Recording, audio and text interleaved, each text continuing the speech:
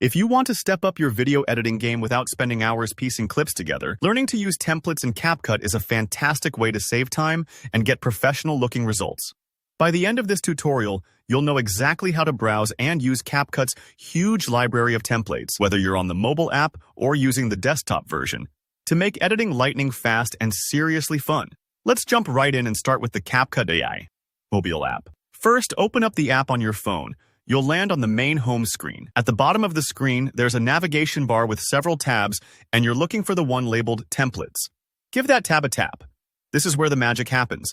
CapCut has curated a massive gallery of templates to help automate your video edits. Once you're inside the Templates section, take a moment to scroll through the categories. You'll see options like For You, which suggests templates based on your usage, and other popular groups such as trending, fashion, travel, memes, and intro-outro. This layout makes it super easy to find something that matches the mood or style you're after. For example, if you're making a quick highlight reel from your summer trip, you might check under Travel. Or maybe you just want to spice up a meme for your friends. There's a category for that too. When you spot a template that grabs your attention, tap on it to dive deeper. Here you'll see a preview of exactly how the finished video looks.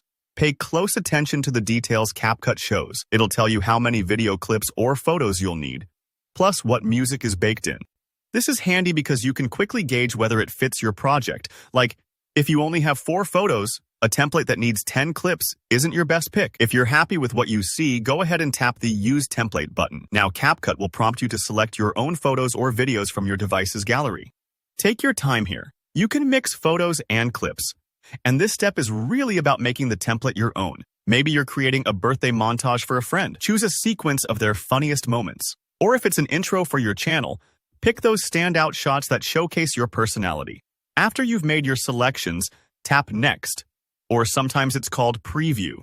This is CapCut's moment to shine. The app automatically assembles your chosen clips into the template's style, complete with transitions and music.